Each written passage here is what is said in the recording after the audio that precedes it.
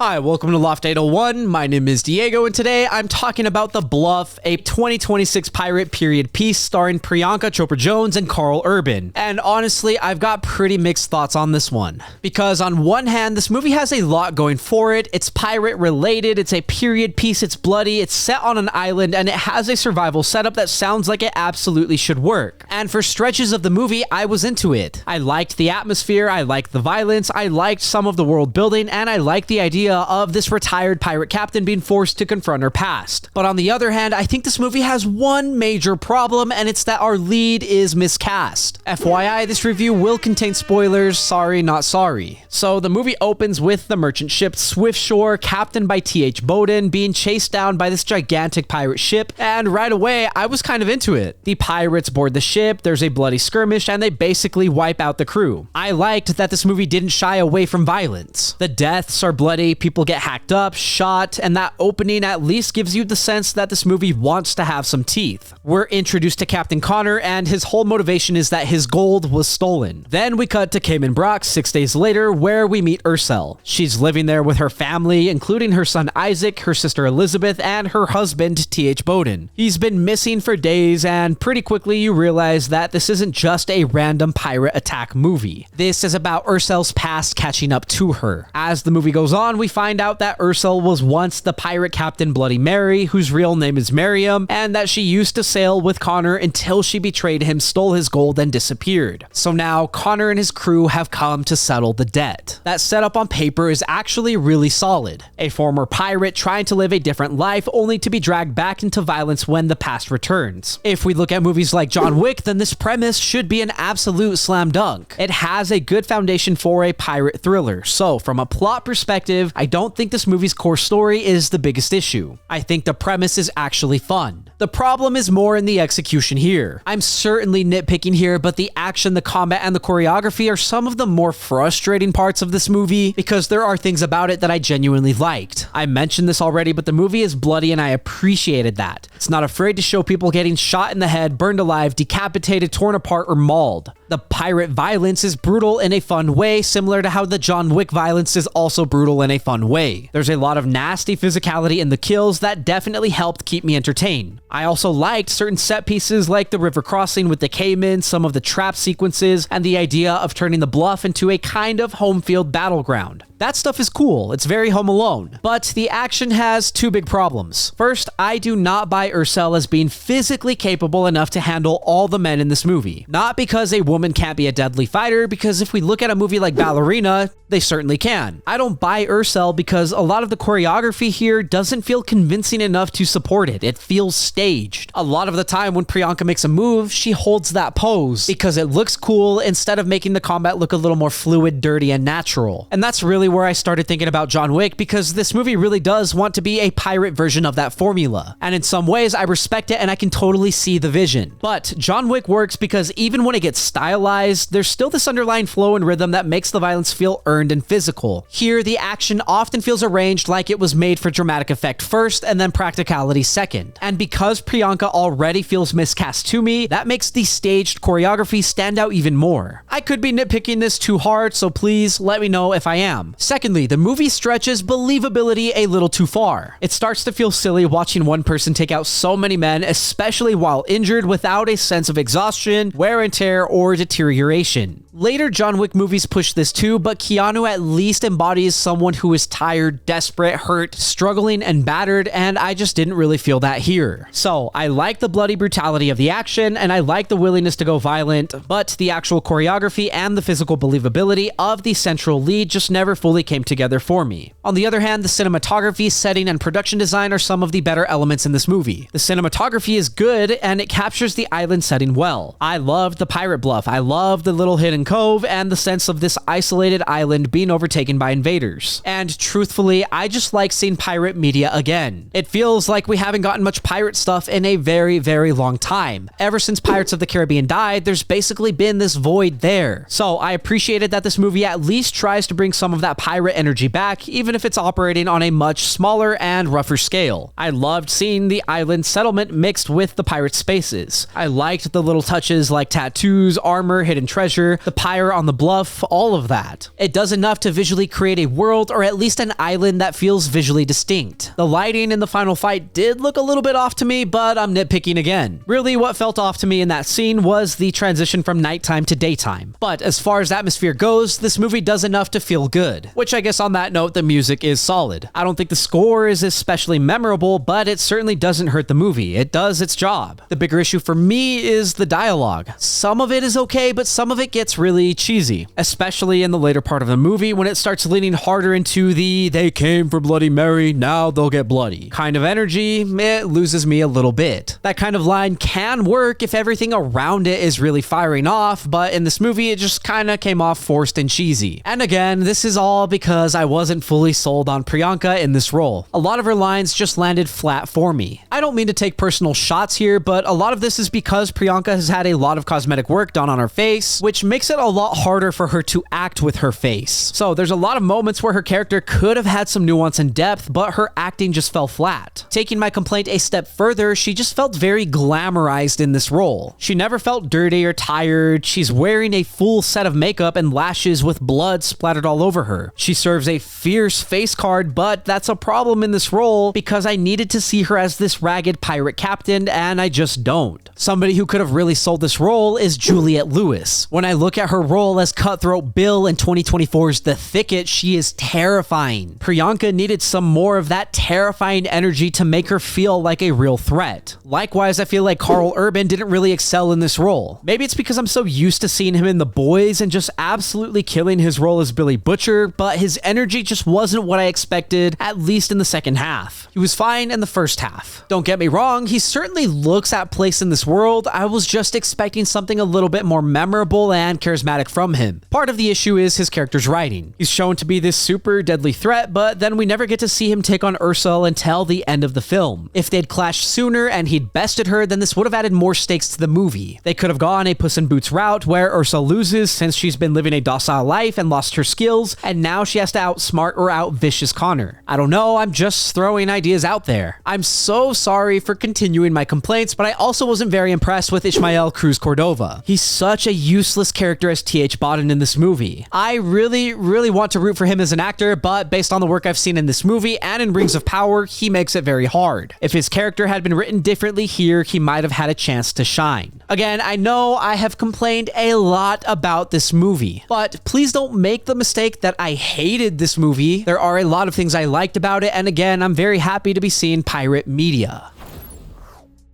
The Bluff is a movie where I can clearly see the vision of it that could have been really cool. A gritty pirate revenge thriller. A former pirate queen forced back into battle, bloody combat, hidden treasure, island warfare. That's a good movie. And parts of this one are fun. I liked the period setting, I liked the pirate angle, and I liked the island environment. I liked a lot of the bloody action, and I liked some of the supporting cast, and I liked the general concept. But for me, the biggest issue is just that Priyanka Chopra Jonas feels miscast as this character. I think she works in the softer, more emotional family material, but I never fully bought her as this hardened, legendary pirate warrior. And because the entire movie depends on you buying that, it never rises above just being decent. Add in some staged feeling choreography, an underused Karl Urban, a weak husband character, some cheesy dialogue, an ending I really didn't care for, and you get a movie that has some fun ingredients but never fully becomes what it could have been. Still, I can't say I hated it. I did have a decent time with it. It's entertaining enough. It's just one of those movies where the potential is almost as interesting as the final product. Thank you for listening to my review of The Bluff. If you enjoyed the video, leave a like and hit subscribe. If you did not enjoy the video, thank you for sticking around. As always, I would love to read what you have to say, so leave a comment and let me know what you're thinking. Also, if there's something you want to see reviewed, don't forget to let me know and I will do my best to get to it. Lastly, if you want to see some more from me, then you can check out my vlogs linked up above or my podcast, Good Friends. Again, thank you for watching. My name is Diego and I will see you next time.